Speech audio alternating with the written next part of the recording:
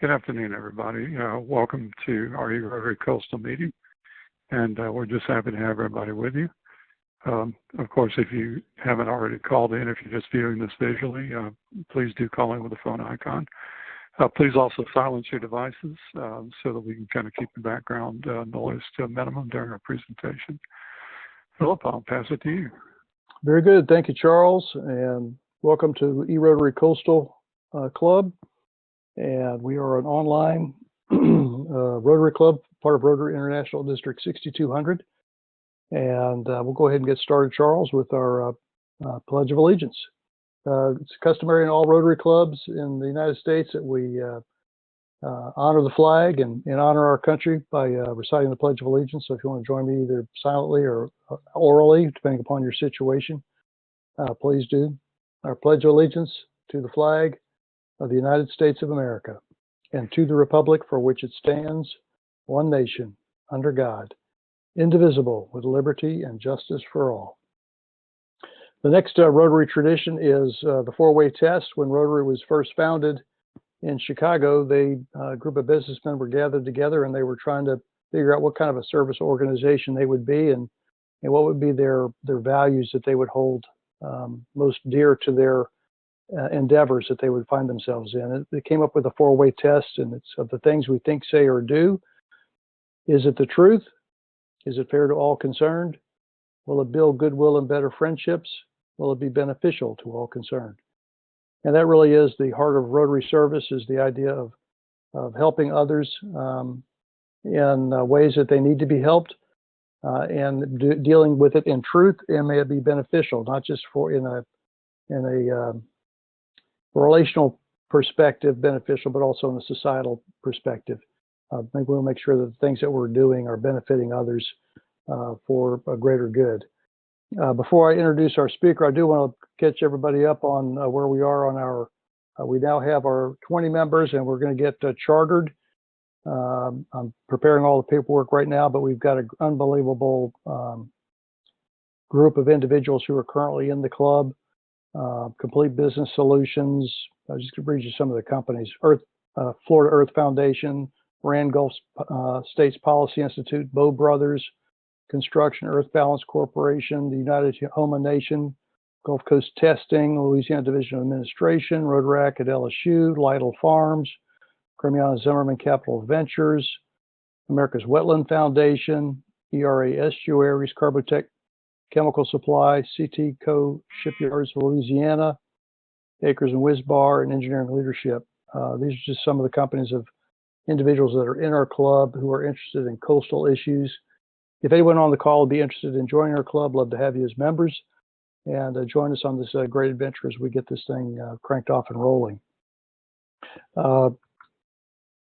Just to kind of give you an idea of for Mark's benefit also, our speakers that we've had in the past who are addressing coastal issues, and our desire through this forum is to provide speakers the opportunity to speak to an audience who wants to hear what they have to say and to be able to build an archive of talks that can be used with other Rotarians really across the globe who are interested in what's happening in Louisiana and the coastal areas around our country, and then to use that as a resource for them moving forward. But we've had Gary Caccini, he's on the line with Gulf States Policy Institute. He was our kickoff speaker. Jonathan Foray with the Wetlands Discovery Center in South Terrebonne was a speaker. Dr. Robert Twilley with the Louisiana Sea Grant College Program made a presentation. Val Marmillion with America's Wetland Foundation made a presentation. Justin Aaronworth with the Water Institute of the Gulf. Leonard Curall was our last speaker with the United Homa Nation. And this week, we're happy to have with us Mark Wingate of the U.S. Army Corps of Engineers. Let me just read a brief bio of Mark, and then we'll let him get going.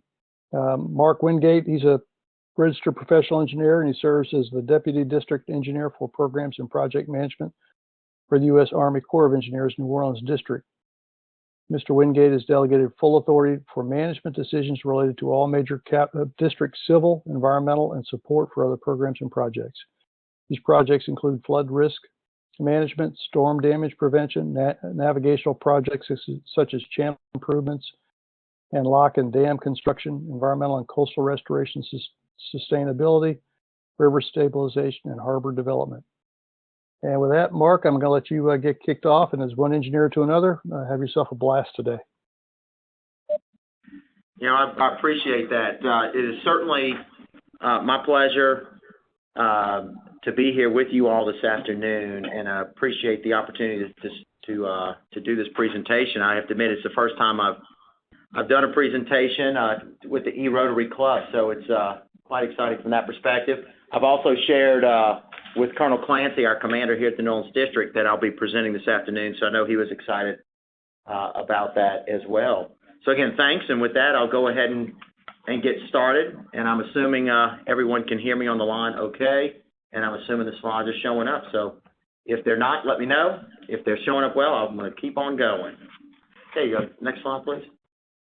I did want to mention, I do have a couple lifelines in the room with me who I work closely with on the coastal work, and that's Brad Inman, Danny Mayer, and Kyle Burley. So I do have a few folks in the room with me here. On the topics of discussion, these are the items that I'd like to cover a little bit today. Just kind of hit high level what we do here within the New Orleans District. Then I'll jump in specifically on the coastal program, talk a little bit about the Louisiana Coastal Area Program, that's the LCA, as well as the QWPRA program, Coastal Wetlands Planning Protection and Restoration Act. Then I thought I would jump into what's hot and heavy right now with the New Orleans District when it comes to coastal work, and that's really in our permits and our permissions arena. And I would like to talk a little bit about the Mid-Barataria Sediment Diversion project this afternoon, and I'll wrap it up with some closing remarks. On the next slide, you can see the New Orleans District, and what you really see in the graphics is the Mississippi Valley Division. So I'll start at the high level. The Mississippi Valley Division is comprised of 6 districts. Those districts go essentially all the way from Minnesota down to the Gulf of Mexico. At the very bottom in red, you see the New Orleans District, which is essentially southern Louisiana, and it does span all the way from the Sabine River on the west to the Pearl River on the east, and then essentially up to the Red River, kind of running through central Louisiana. On the right-hand side, you see some of our overall statistics. While we are a fairly small geographic footprint in that red color of the New Orleans District, we have a lot going on inside that footprint. Just in terms of navigable waterways, which fuel the economy of this nation, 2,800 miles. We're all very familiar with the Mississippi River, and then all the way to the west, the Calcasieu River in our district. Those are 2 of our larger federally authorized channels with major ports and industry. But we also have about another 10 to 12 federally authorized channels, Atchafalaya, Houma Navigation Canal, Barataria Bay Waterway, and the list can go on, Bayou Lafourche, and the list goes on.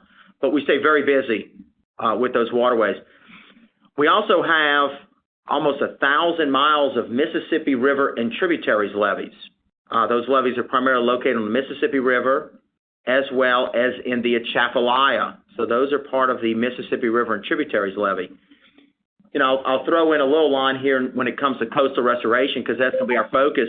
You will often hear feedback that those MR&T levees, especially on the Mississippi River, have caused some of the degradation of coastal land loss, and certainly they're one of the reasons for some of the coastal land loss.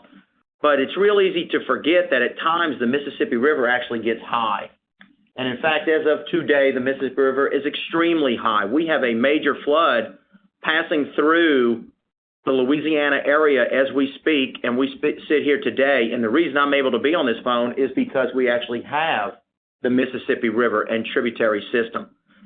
So while at times it's very easy to point at those river levees as being somewhat creditable towards some coastal land loss, we often forget how valuable they play, and the role that allows us to actually be in this particular area can be heavily pointed towards the MR&T system. I will end the comment with the MR&T system is ready to go. We will pass this flood safely. So we are sitting nicely right now, but if anyone has been in the New Orleans area and has an opportunity to climb up to the top of the levee, you need to take a look at how high that water is and how impressive the amount of water is, and then, of course, how important the MR&T system is. In addition to the MR&T levees, we have the hurricane risk reduction. That's essentially the $14.6 billion of investment that the nation put down in this area to reduce risk to 1% level hurricane surge in the greater New Orleans hurricane system. So 325 miles of levees in that little red footprint. Locks and control structures, pumping stations, recreational areas within the Atchafalaya Basin as well as Bonnie Carey Spillway. And then last but not least, we have a very heavy regulatory program, and I'll hit that in a little bit more detail, but about 7,000 actions per year. And again, why is all that? Very small footprint, but essentially that red area is heavily populated with jurisdictional wetlands, so a very large regulatory program.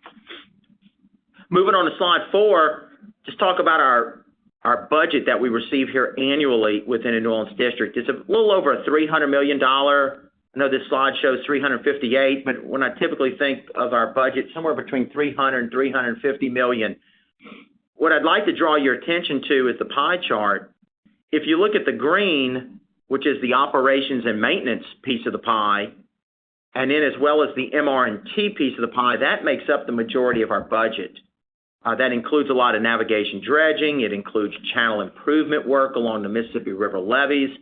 It includes levee work on the Mississippi rivers that I just spoke about, as well as the Atchafalaya Basin. But for the most part, you would kind of consider MR&T as not being a new investment, but a program that's been around since 1928, and we continue to work on that. And of course, O&M is continued operation and maintenance. I'm just reinforcing that because really when you think about the new investment that this country is making through the Corps of Engineers and infrastructure investment, it really comes down to the blue and the red. And I think the pie chart speaks for itself, as unfortunately it's a small percentage of our budget actually goes in new investment. About $5.5 million, which is the blue piece, that goes into investigations, which is essentially our studies going up to Congress making recommendations for new investments. And often those studies, once they are completed, they will then turn into the red pie, which is new construction starts. So you can see $15.5 million. Those studies, while they make recommendations for large investments, those investments don't naturally come or automatically come into our budget. In fact, within the New Orleans District alone, we have probably over $20 billion of investment recommendations that we've not seen much money, if any money. And one example would be Morganta to the Gulf, over a $10 billion recommendation, and we have not received $1 for construction. And unfortunately, there are other projects as well, like West Shore Lake Pontchartrain and Southwest Coastal and Mississippi River Gulf Outlet Eco. So it really comes down to this country really needs to make a decision. How are we going to invest and support future infrastructure investments? Another program, I'll move on to slide 5, and again, now at this point, I'm really going to focus in on coastal work, is one such program that has been authorized by Congress is the Louisiana Coastal Area Program. It's referred to as a near-term program. It was really to get after some early wins and show that we could have success on 3 major areas, Mississippi River diversions, barrier islands, and marsh creation. It included about 19 projects proposed at that $2 billion investment mark. And again, if we could show success, that could potentially lead to future investment beyond the $2 billion. The Corps of Engineers receives approximately $350 to $400 million annually for ecosystem restoration construction projects. So we have a major need in southern Louisiana that's clearly identified. The Corps is receiving upwards of $400 million a year for coastal construction. The New Orleans District, in that red footprint that I showed you, we receive about $10 million a year. $10 million. And that's a tough reality to face with the need that we have. You can see the Everglades is somewhere around $150 million a year. Again, we're around $10 million. And that's why I go with this next statement. I really do believe we're missing an opportunity here to capitalize on the LCA program. with all programs, it really takes two to tango. It takes the federal government, and it also takes a local sponsor, which in this case would be the state of Louisiana, CPRA. Between the two of us, it's my opinion, we're missing a little bit of an opportunity there. And the work that's gone on for decades to get this program authorized, because the program is not moving forward, leads me to my last bullet, that these projects that have been authorized are now starting to face a deauthorization status. And in fact, I show 4 projects will now be up for deauthorization in September 18. Why deauthorization? Well, because the parent authority was from 2007. So that's 10 years ago today. They've not been funded. Between the state and the Corps, we're not moving them forward. And thus Congress says, well, if you're not going to move them forward, we will deauthorize and we will put other projects on the books to move forward with where there's an interest. So, and you can see those projects there. Just moving to slide 6, just shows a graphical representation, again, of the near-term plan. This was not the full program, but it was the near-term plan, again, estimated about $2 billion. And you can see where the majority of those projects were proposed to be located.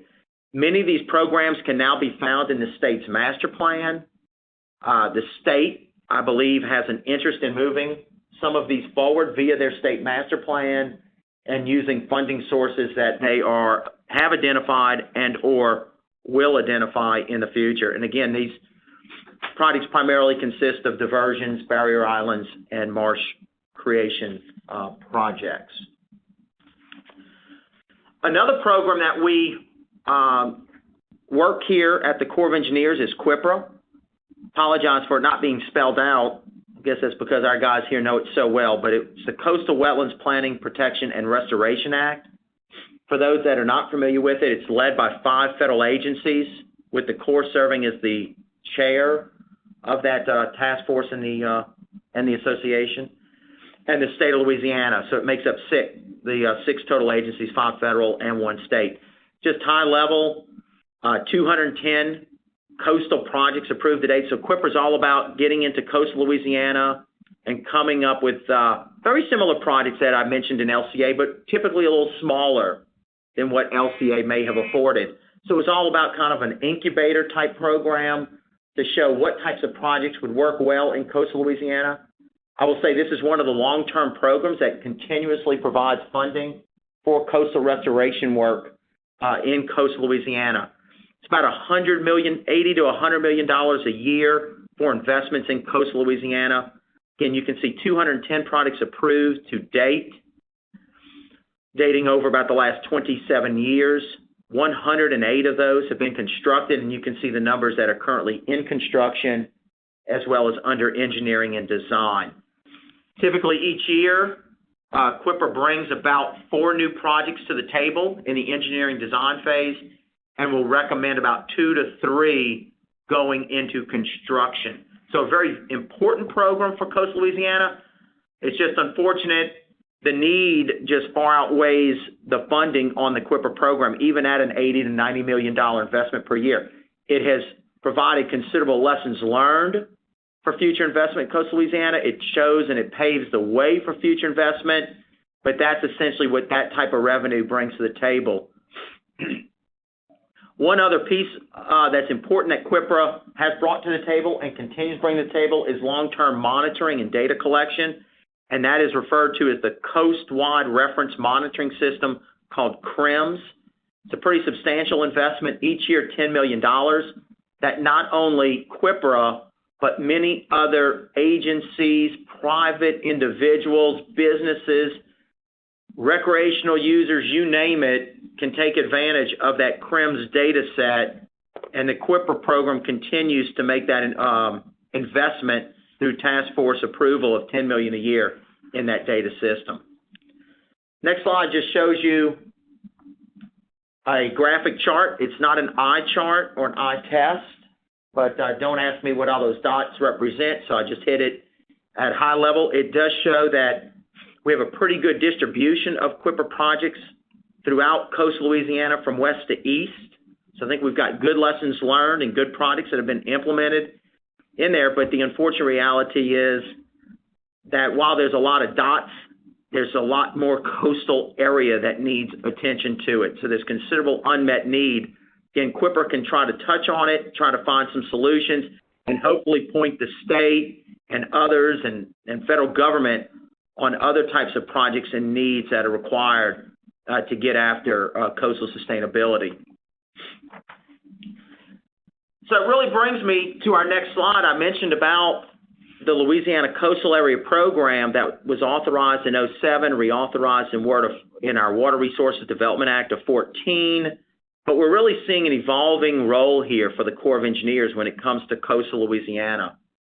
It's one that's evolving from a construction agency really to a regulatory and permitting agency in coastal Louisiana. So we're really kind of changing our role or our partnership, one from a partnering agency where we're bringing money and making decisions for future federal investment, really to one more of a regulatory role. And when it comes to that regulatory role and coastal restoration, some of the high focus areas that I'm sure everyone online has heard about has been between the state of Louisiana CPRA and the Corps of Engineers specific to Mississippi River diversions. And you can see at the bottom of the screen, it shows that if an entity wishes to construct a diversion along the Mississippi River, there will be a number of permits that will be required by the Corps of Engineers. There's also permits required or permissions required from other agencies at local, state, and federal level, but these are the two main buckets of permits or permissions that would be required from the Corps. We call it the Department of the Army permit, and I'll get into a little bit more detail on that, as well as Section 408 permission approvals.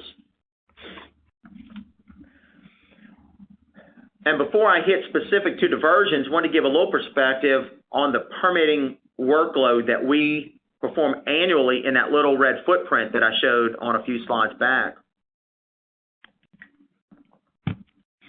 We do about 7,000 regulatory actions per year. That's 7,000. We have a team of about 50 people that handle those 7,000 actions.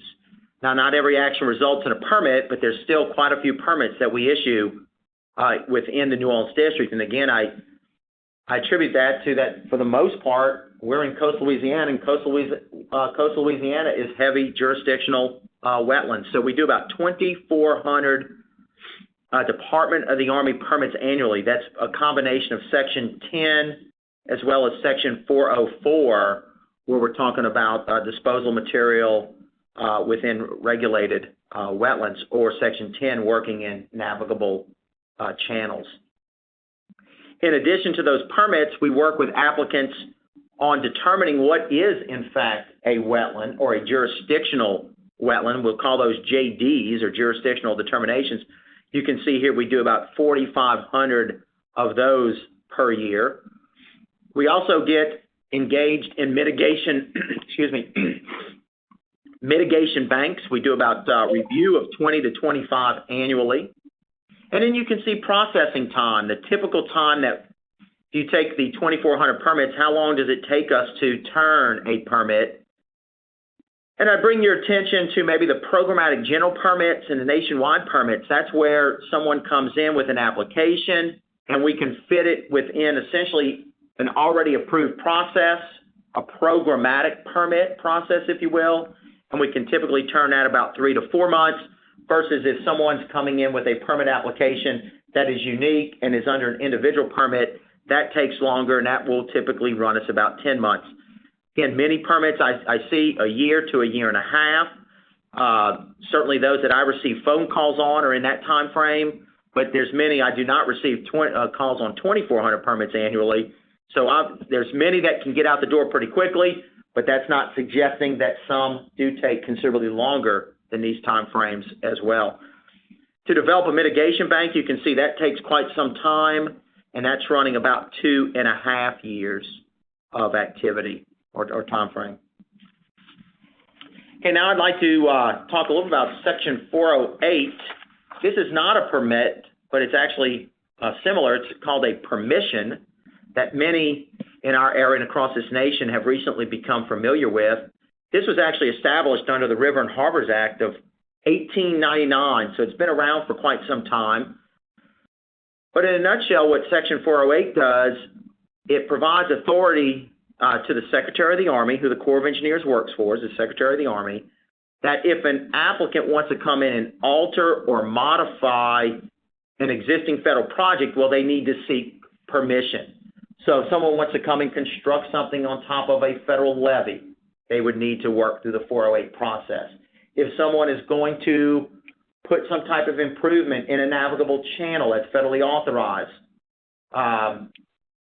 we would review that under a Section 408 permission. Why is that? Because we just want to make sure that it is not, an applicant's action would not be negatively impacting the authorized purpose of that particular project. And of course, we've got a lot of that going on right now with High River. Actions right now can cause serious harm or potential harm to the MR&T. So you're seeing a lot of press releases right now about please no activity within certain distance. I think it's 1,500 feet from the toe of the levee. We take that very serious right now, especially again with High River. We operate or implement the 408 program and operate the program in accordance with the engineering circular. You can see that there with the particular date. And many that are familiar with this are looking forward to seeing some revisions to that because we have had some difficulty with timely permission reviews. So we do expect further guidance this year, and we certainly hope that's going to help us turn 408 permissions much quicker. Also, to help us get to those decisions quicker, we've recently had some approvals delegated down to each of the district commanders to try to get those 408 permissions out the door a little bit quicker. And you can see I've got quite a backlog here right now at about 100 408s at this time. We will run through about 1,000 408s a year in addition to the numbers that I mentioned on the previous slide for the Department of the Army permits. So I do have a little backlog which we are trying to bring down here as quickly as we can. On the next slide, so how do we go about seeking process improvements? Given the huge workload, given many of the phone calls and concerns that we don't turn permits quick enough, how can we improve the process? So on slide 12, I'm speaking specifically to the Department of the Army permits. It's not rocket science, but one of the things we certainly want to encourage are pre-application meetings. And what do I mean by that? Before a permit application actually comes in this building, especially on complicated projects, we encourage pre-application meetings. And some folks will suggest we don't do pre-application meetings. Well, I've sat in a number of pre-application meetings with applicants. They come in. I'll have the full team there from engineering to environmental to real estate to the actual permit regulators. And we will advise that applicant, look, you need to try to avoid this area or maybe tweak your design this route. This could be a potential showstopper. Try to avoid these types of things. And so when the application comes in, that hopefully will facilitate a much smoother and more timely review process.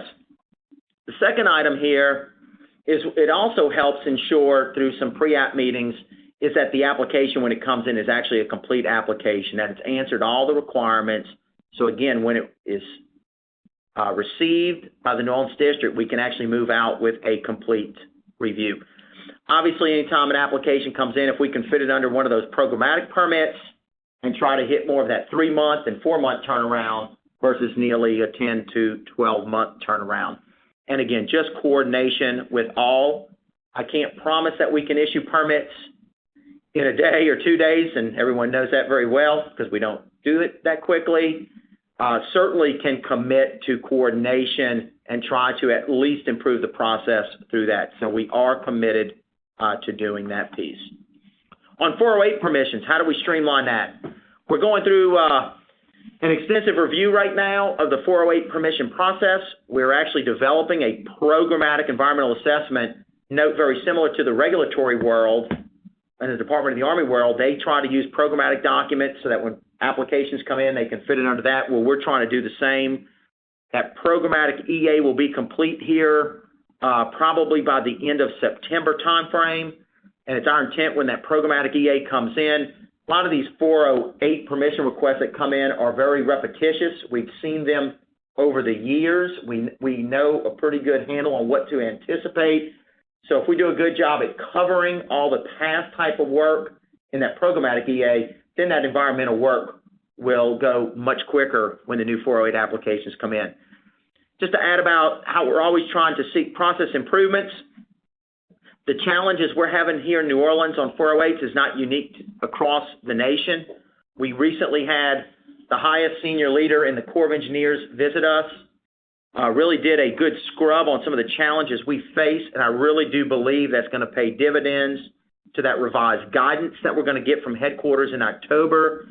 And I've been telling it a number of folks at a number of meetings, and so I intend to stay true to my word. We really expect to see greater efficiency by the end of the calendar year.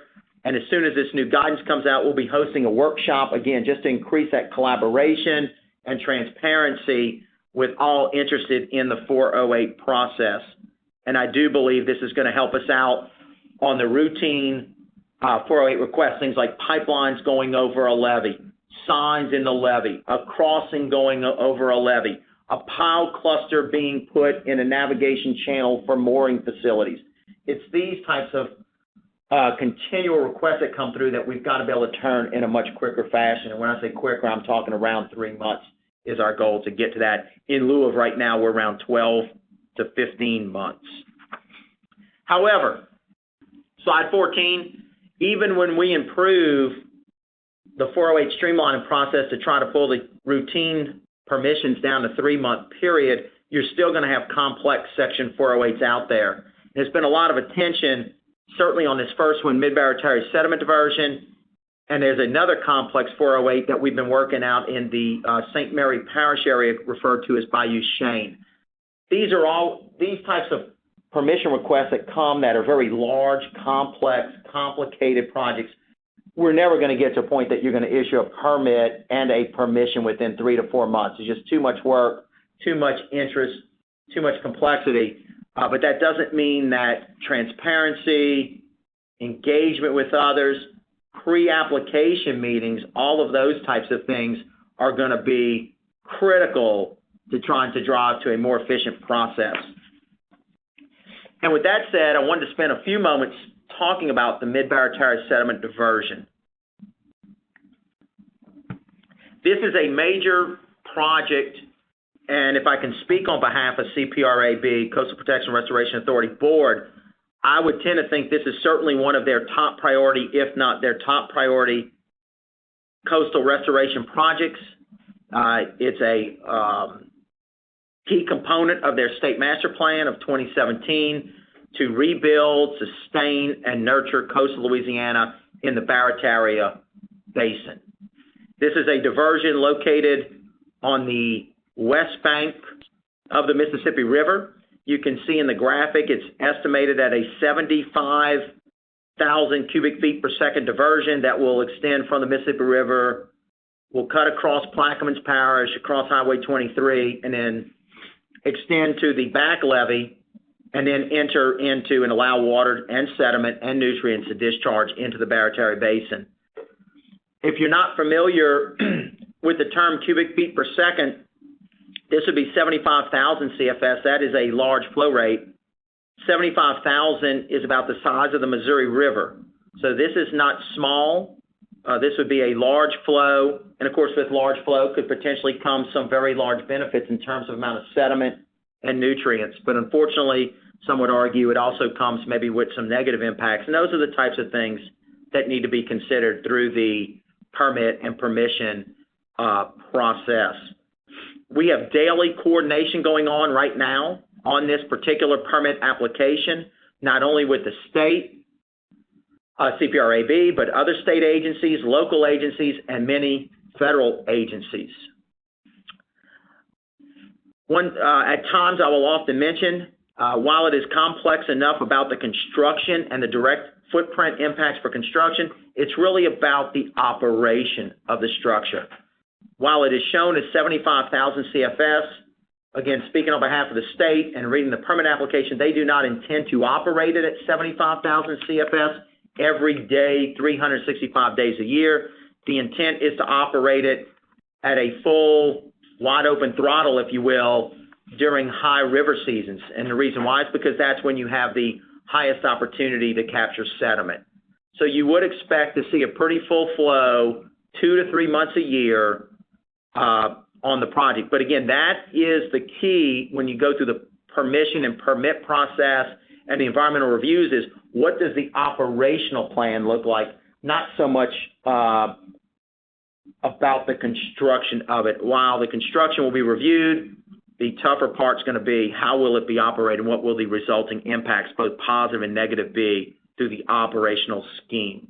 One thing I will point out is, say, on time frames, as I mentioned earlier, and you've probably heard on the news and in other places, the Corps has come up with a schedule for this to issue a permit, and our current schedule is about 5.5 years.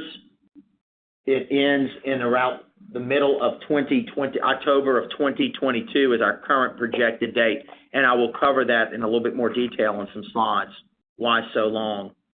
So on slide 16, just some more details. I've covered, for the most part, the top three, but I wanted to hit some of the types of documentation and permits and permissions that are going to be required as we work this process. So obviously the Clean Water Act on the Section 404 and on Section 10, the work that we would be doing in the Mississippi River side, as well as the 408 permission, because obviously you're going to be altering and modifying the Mississippi River. Again, when you look out at river stages today, you can see the importance of making sure that when you're going to modify that Mississippi River levee system, we've got to have it right. We cannot put people in harm's way, and that's what the 408 is all about. Enough on that. As we go through the permit and permission process, we will be developing an environmental impact statement that will address all the concerns of 404, 10, and 408, as well as the natural resource damage assessment, NRDA component. A big piece of this will also have to address the Marine Mammal Protection Act. Many of you all on the phone today have probably heard about the potential impacts to dolphins. That's what will be reviewed under the Marine Mammal Protection Act. Now, that particular decision does not reside with the Corps. It actually resides with the National Oceanic and Atmospheric Administration, or NOAA, NOAA, National Marine Fisheries Service. So while the Corps is the decision maker, and while the Corps certainly owns the 5.5-year schedule, this is one example where there are many others outside the Corps that have a lot of work to do and have jurisdiction under their title, that input and their decisions are plug-ins, essentially, if you will, to our decision process. So we have extensive coordination ongoing right now with federal agencies, state agencies, et cetera. The state of Louisiana, recognizing that this is one of their hallmark projects, petitioned the White House to put this permit application, Mid-Barataria, on what they call the Fast 41 dashboard. And I would like to cover that now on the next slide. Now, Fast 41 is interesting. So the governor of Louisiana requested the White House put this on the Fast 41 dashboard. It has been put on the dashboard. It was added to the dashboard, you can see on the second bullet, in January of this year. So it's a fairly newcomer to Fast 41. Now, Fast 41, just at the, initial thought here is interesting because it does say fast. It would imply that you are streamlining processes, you are moving much quicker, but fast doesn't necessarily mean speed. It stands for Fixing America's Surface Transportation Act, but it is a very interesting acronym there, and it does imply you will speed things up. But what it really is intended to do is what we show here on the first bullet. It increases the timeliness, efficiency, and transparency. And it has certainly done that in terms of transparency. I'm going to show you that on the next couple slides. But it really is all about bringing all the agencies together, state, local, and federal, and developing a plan. What is the plan? Put a plan together, and how are you going to make a final decision? What are all the steps that are needed? Let's be fully transparent, lay it all on the table. What does the state need to do? What does the Corps of Engineers need to do? What does NOAA need to do? What does Plaquemines Parish need to do? And the list goes on and on and on. And that is what's referred to as a coordinated project plan. And you see that mentioned in the third bullet. So that project plan has been developed, and it's been uploaded to a database or a website that all of you on the phone today can get to and see what the current schedule is and who owns what piece of that schedule. And just to look into a little screen grab, and I bring your attention to the very top. I've provided you the website if anyone's interested in monitoring it today or as we move forward with executing this particular decision process on Mid-Barataria. So this is for all the permits and permissions that require, not just Section 408. I know Section 408 at the top pops up, but this is just one screen grab. But you can see a couple of the steps on 408. And for example, one shows when the Corps of Engineers will actually receive the 60% plans and specs. And if you see the date there, that is a target date by the state to actually get us their 60%, not a final design, but their 60% in about 2.5 years from now. So that's when the state can provide that to us. You know, some will look at the Corps and say 5.5 years. Why is it going to take you so long? I will tell you, the application that came in is not all extensive. I've got a couple pieces of paper right now, but over the next couple of years, as we develop this, it'll be fully flushed out. I'll have all the information. And once I receive all the information, we'll be in a position to make an informed permit and permission decision. When we go to slide 19, a lot of attention on this. This is NIFS-NOAA. This is an input. This is getting after NIFS-NOAA will collect data and make their decision, which is under their title, Marine Mammal Protection Act. If you look at, you can read more on there online to see kind of what their timeline is, and you can see they're out somewhere in the March 2020 timeline that I've highlighted for the audience today. So when you start adding all this up and you put your schedule together for what the state has to do and NIFS-NOAA has to do and many others that aren't shown here, the Louisiana Trustee Implementation Group, and you add it all up together, it results in a very long schedule, 5.5 years. Now, let's go to slide 20, please. Key to success. Do I believe that the decision is going to be made in October of 2022? That's probably the only month I know it won't be made in. Will it be made sooner than that? It is my hope. It's my intent. And one of the roles that we are going to play is to try to drive not only the Corps to do our work quicker, but it's also to drive the state of Louisiana, to try to drive NIFS-NOAA, NRCS, U.S. Fish, EPA, DNR, DEQ, and any others to move as quickly as they can. We'll provide all the support that we can, and ultimately when we have everything, we have to do our part, but it is my hope and intent that we will do quicker than 5.5 years. But as of today, what FAST 41 required by law was to get a timeline posted, and we had 60 days to develop that timeline with all those agencies. And so we were able to do that, and that is the 5.5 year schedule. So what really slide 20 talks about is just working with everybody, and that's going to be the key to success to moving this along. We can't do it without all these players and vice versa to move this particular project forward. And there will be other diversions that will come along as well. And the governor of Louisiana has requested, I believe it's 4 other projects to be put on the FAST 41 dashboard. So if anything, while some may argue it's not as fast as they were hoping, I will tell you it certainly increases transparency, and everyone can go along for the ride and see where it resides and where things may be put on pause or where things may be actually accelerated. And I hope it's more the latter than the former. And with that, I'd like to wrap it up with some closing comments. You know, we're all aware that Deepwater Horizon unfortunately occurred. But fortunately, it has brought some much-needed funding, and so you can see the state has a 15-year dedicated coastal restoration funding stream, in large part to Deepwater Horizon, BP-related funds, as well as Go Mesa. Now, we are all aware probably the FY18 budget was released earlier this week. It is not an approved budget. It's the initial release. It's got to go through Congress and be worked, but the Go Mesa, which is a big component of this, that would provide upwards of around $140 million a year, which the state is needing to implement their plan, is certainly in question based upon the 18 budget release. But I think very similar, it was also in the same status when the FY17 budget was released, and I believe it was eventually put back in the 17 budget. So stay tuned. That's not in the Corps' wheelhouse, but we're all aware of it, and we all have concerns on that piece.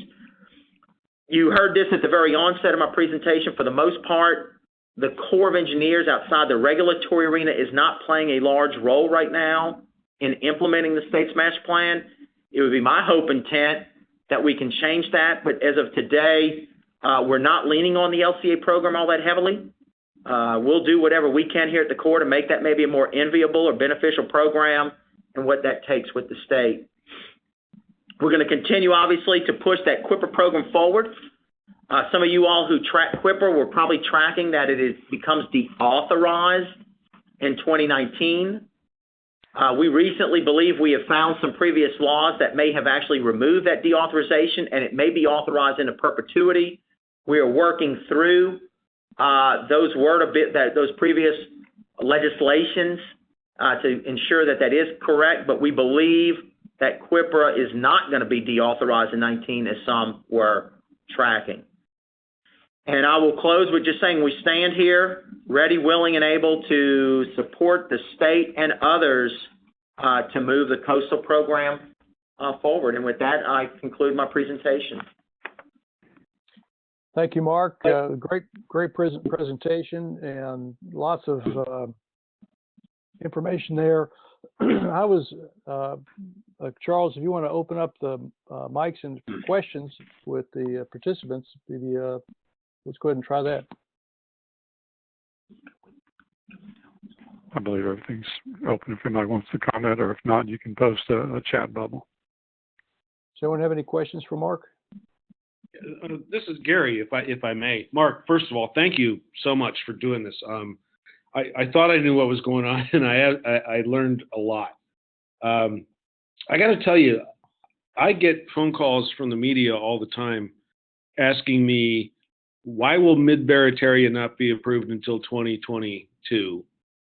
And I kind of dance around it, to be perfectly honest with you. I have a better picture now of what you're talking about. And you know, my kind of standard response is, well, you don't understand how many agencies are actually involved in this. I mean, everything from, you know, dolphins to whatever. And so I just wonder, you know, do you guys have some, and I don't know if you have the resources for this, but do you have some media type campaign where you have an elevator speech that you can just tell these folks? Because I'm getting a lot of questions that are like, we smell a conspiracy here. And I keep telling them that's not the case.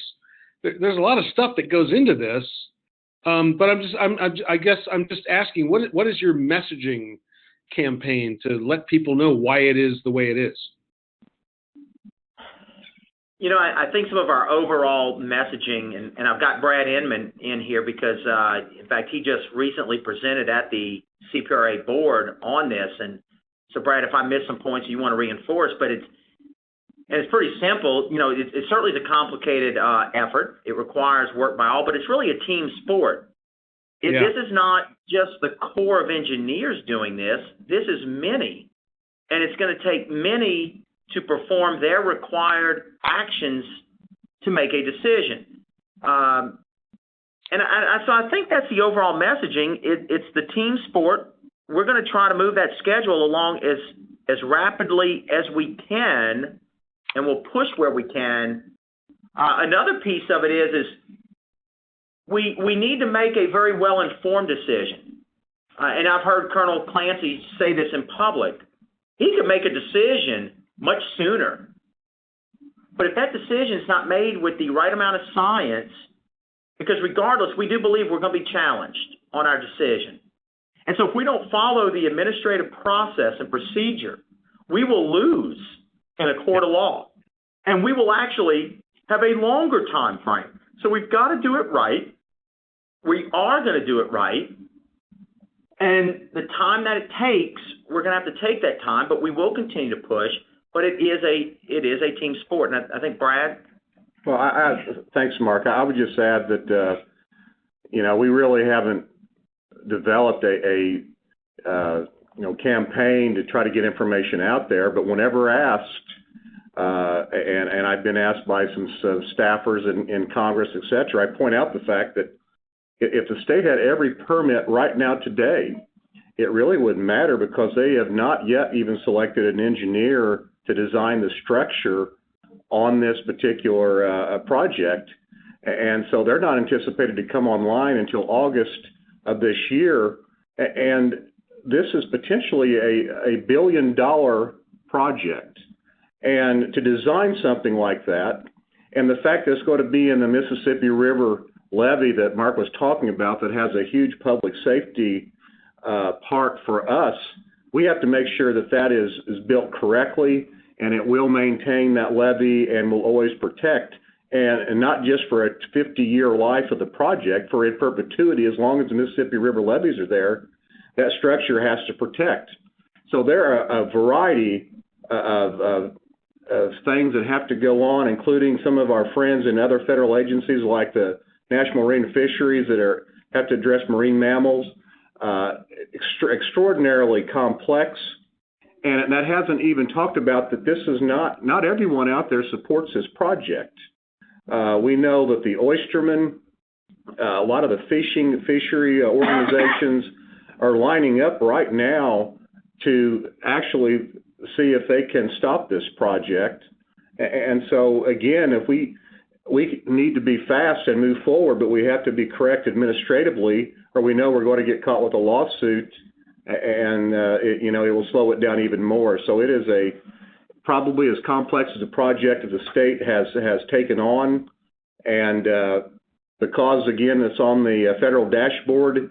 Again, it shows plainly every agency, their responsibilities, and what they have to turn in to make a timely decision. But again, we're trying to speed this up as much as we possibly can.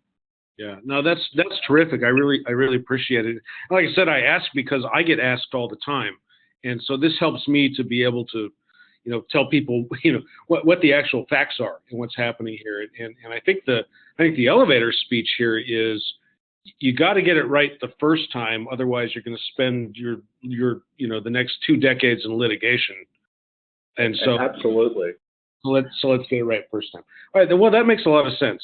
We could talk about oyster fisheries all you want, but that's kind of a different issue. Okay, I had a follow-up question for you. So I know you guys have been out because we're near flood stage now, testing levees and all of that. And I just wanted to ask, just because I'm curious, how much of your O&M budget goes to levee testing and levee maintenance, and how much of that is anticipated and how much of that is flex?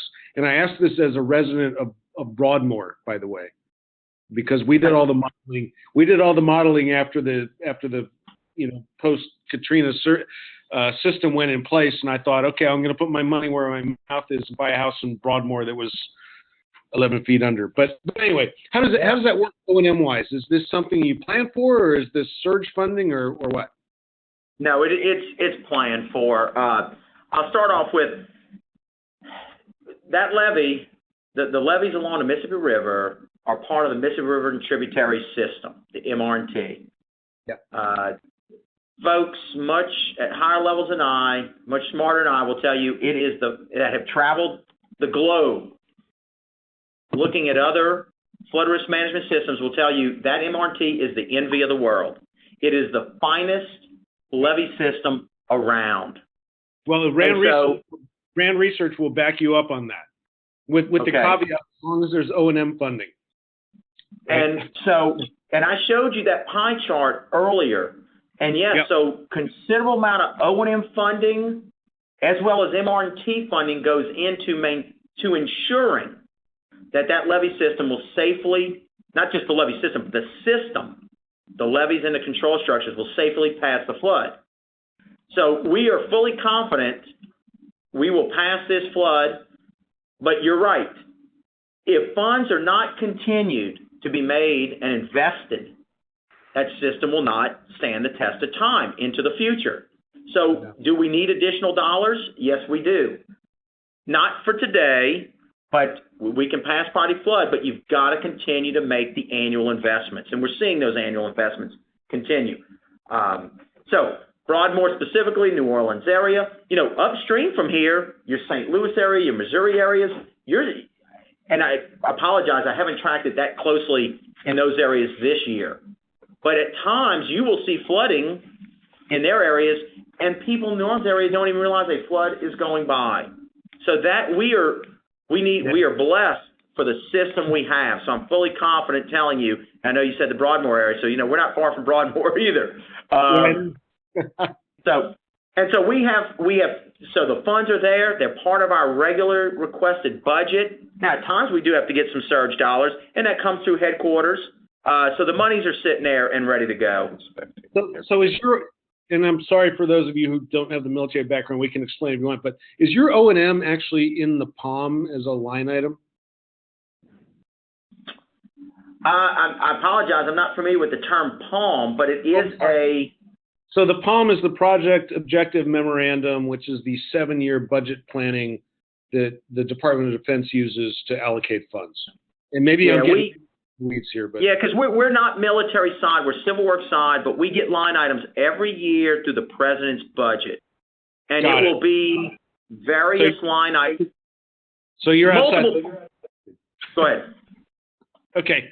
I'm sorry. I've been dominating this conversation. I want to open it up to some other guests who might want to have something to say. Sure. Stan, are you still with us?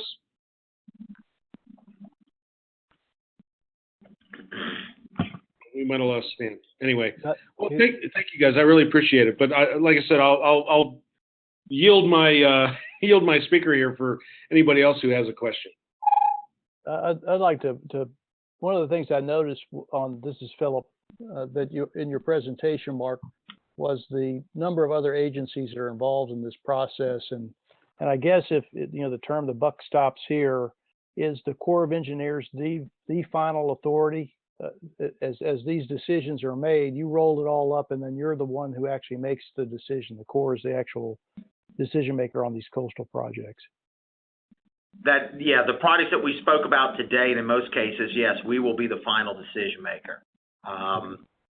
Now, you can only appreciate we are part of the federal family, so and that's an interesting point. Also, is we're a regulating agency in this case. We're not constructing it under the Louisiana Coastal Area Program, so we're really not a supporter of the project, and we're not in opposition of the project. We're an unbiased neutral party. So some have suggested, well, could you persuade this entity or that entity? Well, that's not our job. Our job is to collect the data and make an informed, unbiased decision. So we're not wearing a hat that we're either a proponent or an opponent for this project. So we collect the data. If an entity or an agency renders a decision that is not positive, we have to consider. We would have to consider that information, before we make a final decision. But you're correct; we are the final decision maker. Yeah, it just hits me that because obviously the Corps is involved in a lot of permitting activities, as you said, 408, 410, and 404 activities with the responsibilities you have here in the Louisiana district. And it seems that the whole coastal restoration thing is just, and Gary had mentioned the word surge. It is like a surge to your department. I mean, this is not a $20 million project, not a $5 million project, this is $1 billion projects.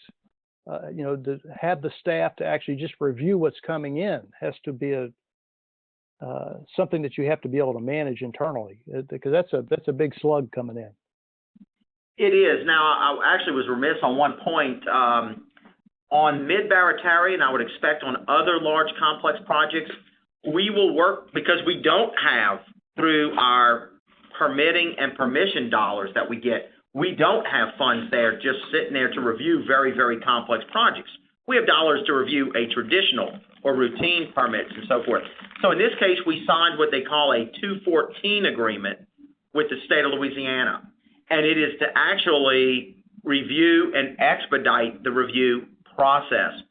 If we had not signed that 214 agreement, that would have thrown another wrinkle into it that we've had to inform the applicant. We do not have funds to review this very large, complicated project. So the state has signed the 214 agreement with us and is providing us the review dollars for the Mid-Barataria sediment diversion. That's fantastic. Well, Charles, do you have anything to add before we conclude the meeting? I see it's coming up to 12:59. Just as always, we appreciate everybody's participation. Mark, fantastic presentation, chock full of essential information. We appreciate you taking time out of your busy schedule to be with us today. Well, thank you very much, Mark, and I want to wish everyone to have a great Memorial Day weekend. And thank you, Mark, for all the work that you're doing on our behalf to protect our coastal resources. And if I could just throw one safety message, tell all your friends and family, please stay no work around the levees for quite some time right now. All right. I live about 3/4 of a mile away, so up here in Baton Rouge. So Well, go look at it. Go look at it. Experience the high water. Going past that levee and appreciate them. But please, if you see anyone working, drilling, or anything like out there, tell them they are in the wrong. all right. Thank y'all very much. Thank you. Y'all have a great day. Okay, bye.